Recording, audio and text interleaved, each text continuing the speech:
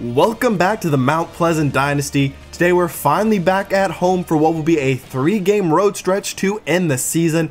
We'll be taking on New Mexico State today. Mount Pleasant lost last week on the road to Louisiana Lafayette, who was previously winless. Definitely a very disappointing game, but we have some big time recruits visiting today.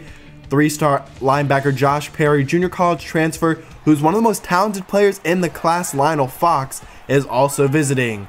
Kramer will throw to the outside. He finds his tight end Solback, who has 15 yards. New Mexico State is on a very similar talent level to us. Probably the most even game that we'll play all year in terms of talent. They are led by running back Larry Rose III, who will stay in the block on this play. They lob outside, and Hogan has it. This is a receiving core that's not the most talented, but does have a lot of size with guys at 6'6", 6'3", and 6'1". Going back to the tight end there, it's a 10-yard reception, but just shy of the first down line. They'll go to the ground game for the first time. It's Larry Rose for 7 yards. That's a first down for Rose. So the drive will continue as they're going very up-tempo. Kramer tries to step up and goes down. It will be Xavier Burns credited for the sack. Second down and 13, throw outside to Leonard. He's got it and is shoved out of bounds after picking up the first. Kramer is getting the start for their starting quarterback, who will not be playing today. He was questionable. And there's an 18-yard reception for Gregory Hogan. A 6-for-6 start for Connor Kramer, who is only completing 42% of his passes entering today's game and had 11 interceptions. There's a rough start, so it'll be 3rd down and 7 on our first drive. Quick throw to the outside. It's Ken Watkins for 9 yards, and that will continue our drive. Dorian Mays comes in motion. He'll go out to the side, and it is Jonathan Gibbs on the keeper for 8 yards.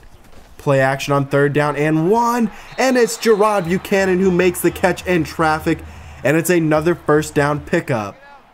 3rd down and 12 will go 5 wide with trips to the left. It's a tunnel screen, and it's Harrison who breaks free, and a shoestring tackle saves the touchdown, but it's a 26-yard gain nonetheless. Throw outside, and Buchanan makes the catch, a dangerous throw, so he'll be forced to settle for the field goal. Nate Perry is on. The kick is away, and he will convert it. He missed the overtime field goal that ended the game last week. It was a tough attempt. And now we have a studio update. A good start for number 4 Clemson against number 1 Florida State in their game. Kramer takes off to run and picks up the first down. They'll go quads to the right on 1st down and 10 and run the draw. Kavika Watts is not able to bring him down as he bounces off the tackle, and Ernest Harrison brings him down to the 42-yard line, now inside of Mount Pleasant territory. Play action, he steps up, fires downfield, and wide open is Scott. The 6'6 receiver has it for 33 yards. Under center to 3 wide set throw, and Hogan does break the plane. He's in for the touchdown. So 2 touchdowns on the first 2 drives for New Mexico as he just barely broke the plane. Last week against Louisiana Lafayette, we got off to a tough start and then rebounded to nearly win the game. We're going to need something similar today. 3rd down and 6, they bring a heavy blitz. It's Harrison in the open field, and this time it doesn't look like anyone's going to catch him. They're going to chase him inside of the 10, and he takes it all the way. A 71-yard touchdown for Allen Harrison. A 5-5 start for Jonathan Gibbs, and that puts us right back into this game. A throw outside to Boone. He's got it, and it's a 12-yard reception for the first down. We'll bring a blitz on 1st, and it's Hogan across the middle once again. He is just shy of the line to gain, as it'll be 2nd down and inches. From the pistol, it's Rose. Hasn't really been used so far today. He's been the workhorse so far on the season for New Mexico, but with the way that Kramer is playing, I don't know if you really need to give it to him too much. Throw outside and brought down, but there is a flag down on the play, and it's going to be pass interference. And it is on the offense, so that'll back them up 10 yards, and they'll have to repeat 3rd down. Kramer to the air, and they still convert. The pass interference does nothing as they get another 3rd down conversion. Running the option pitch outside, he breaks a tackle and spins forward to the 16-yard line, a 9-yard gain. 5.5 minutes left in the second quarter, and Rose is brought down by Brian Thomas, the senior defensive tackle, with his third tackle of the day. A pistol twin tight end look will go stretch outside, and 14-yard pickup for Elton Huff, playing one of his final games as a Mount Pleasant Demon. Now this time he goes to the right and he picks up 6 yards, another good run. 5 wide set on 3rd down and 5. He gets it complete to Kenton Watkins, who is slow to get up and falls back to the ground, holding maybe his shoulder there. Not what you want to see. He's another experienced player on this team. There's Steve Lewis though for a 5-yard gain. Now we'll go to Lewis once again. He runs it up the middle and has 11 yards. A great run there. Danny Whitmore comes in motion, will go outside. It's Huff who cuts upfield, and he's got 10 yards on that run. He's off to a great start today. Now Whitmore is into the game. He'll get the carry and go to the outside, really running the ball well on the exterior and to the outside. Huff will check back into the game, go up the middle, and is down at the 1-yard line, so it'll be goal to go. First down and goal, and nowhere to go for Jonathan Gibbs. He'll lose 4 yards.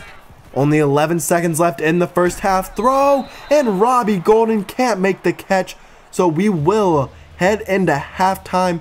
It's a 4-point game, much better second quarter than first, and we'll have to continue playing better like we did in the second quarter in the second half. On one of the final plays of the first half, Elton Huff did get shaken up, and it does have a concussion, so he will not return to today's ball game. It's 3rd down and long. We spread the field like we like to do on 3rd down and long with 5 wide, but this time it does not work, as 3 negative plays cause the 3 and out. 4th down and 18. Back to return is Gibson. He will take it up the middle, makes a couple of men miss, and a nice return into Mount Pleasant territory. A 25-yard return. Under center, it's a give to Larry Rose right up the gut, and he goes to the 25-yard line. Rose hasn't had a lot of touches, but when he's had them, he has played well, and now it's an interception on the screen by Markel Reyes. Stop their drive and get the ball back. The first turnover for either team so far today. Whitmore on the counter. He'll end up losing 3 yards. Was a very slowly developing play. Twin tight end on 3rd down and 10, and it is a 9-yard catch for Dorian Mays, but does not have enough, so he'll be forced to punt the ball away. It's a throw across the middle for Boone, and Lamont Dowdle has the tackle, but not before a first down gain. It's a draw play to Rose, who goes up the middle and is down just shy of the first down marker, so it'll be 3rd down and inches.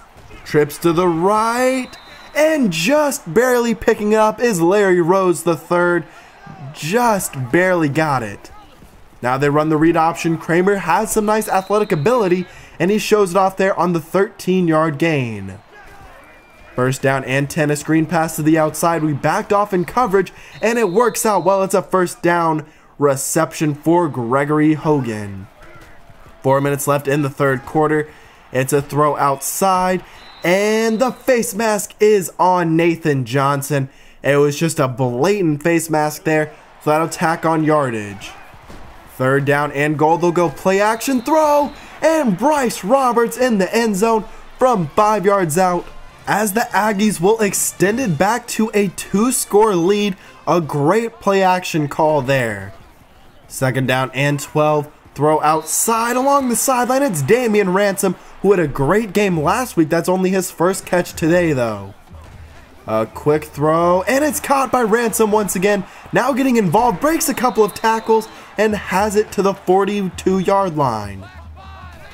So this drive is developing well, going to the air. Now it's Whitmore into the open field. Here's a good run for him, replacing Elton Huff, and he has 8 yards. Whitmore has a good chance to be the starting running back next year, as he shows off some good bursts there for 7 yards, as we've surpassed 100 yards rushing on the day. Zachary Randolph checks in on the outside, and a dangerous throw nearly intercepted, intended for Harrison, and will be forced to settle for the field goal. Number 4 Clemson gives Florida State their first loss of the season. as we'll have to see how high they move up in the polls. Rose gets the carry for 9 yards, as he's a little slow to get up on that play. From under center, it's a dump down, and it's Hogan. Nice run after the catch there, as he's inside of Mount Pleasant territory. At around the 30-yard line, it's a read option, and it's a keeper for Kramer, who has 5 yards and the first. First down and 10, a delayed give to Rose, who picks up another first down, as this offense is just moving along very well. There's the give, and another good run for Rose, who's really picked it up on this drive. Second down and 3, and it's Scott once again into the end zone. A 7-yard reception, the 4th passing touchdown for Connor Kramer on the day.